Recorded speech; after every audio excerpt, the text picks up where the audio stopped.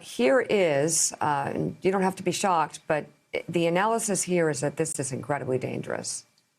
Here is the President of the United States calling for the arrest of Joe Biden. He lashes out at Ray Pompeo as well. Take a listen. Unless Bill Barr indicts these people for crimes, the greatest political crime in the history of our country, then we're going to get little satisfaction unless I win, and we'll just have to go, because I won't forget it.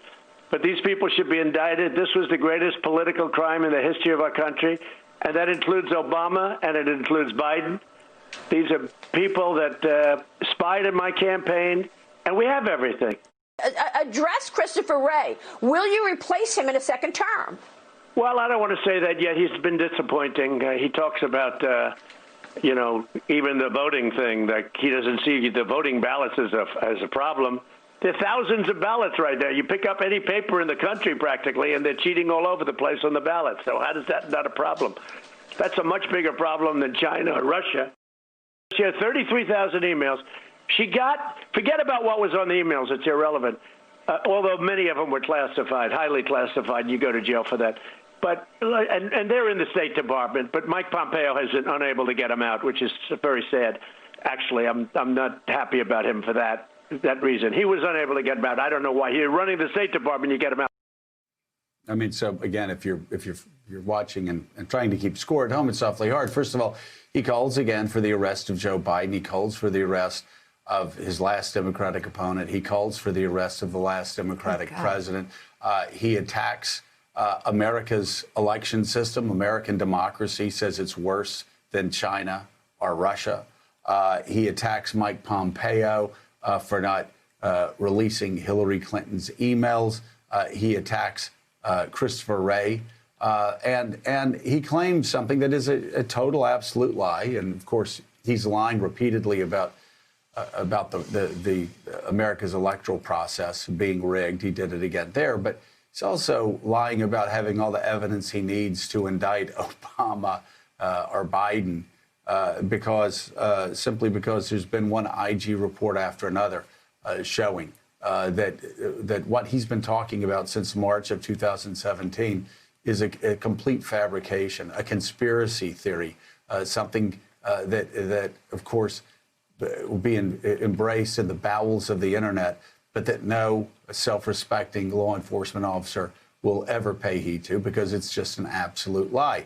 But Hans Nicolle, the president, completely unmoored, attacking, again, not just his opponents, not just saying that Joe Biden should go to jail, and that Kamala Harris is a monster, but also attacking his Secretary of State, his FBI director, and his Attorney General for not jailing all of his political opponents.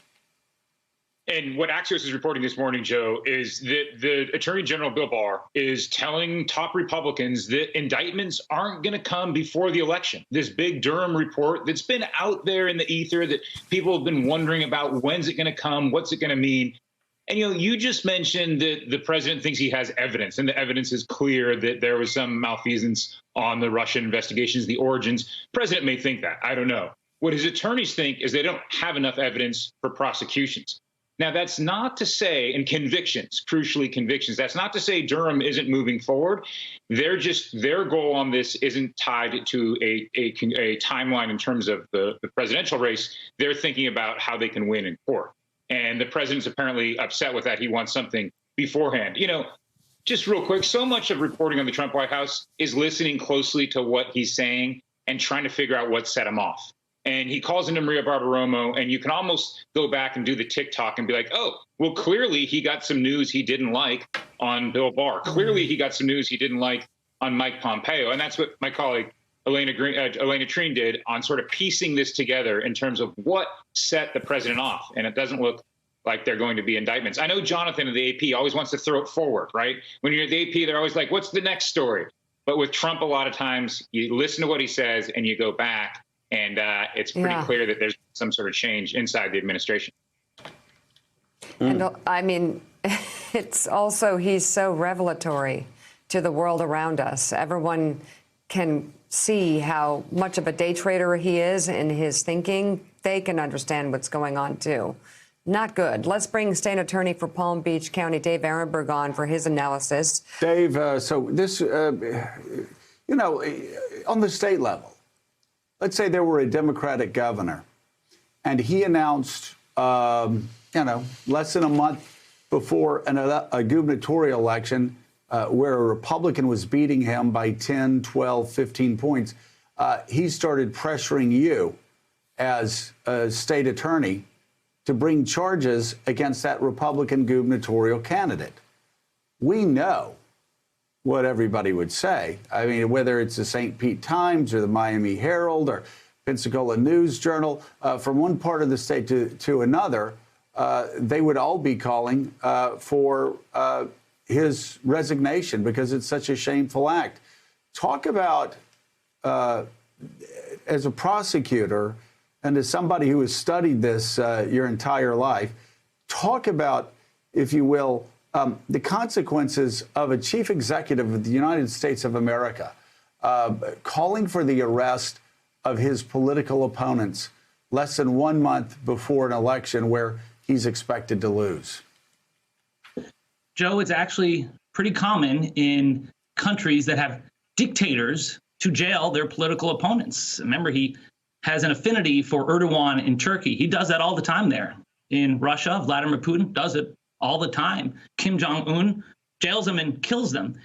And so he's going into that tyrant mode. And even Bill Barr, President Trump's fixer, will not do this because he knows that Trump is trailing in the polls and he won't be there to protect him if he commits crimes.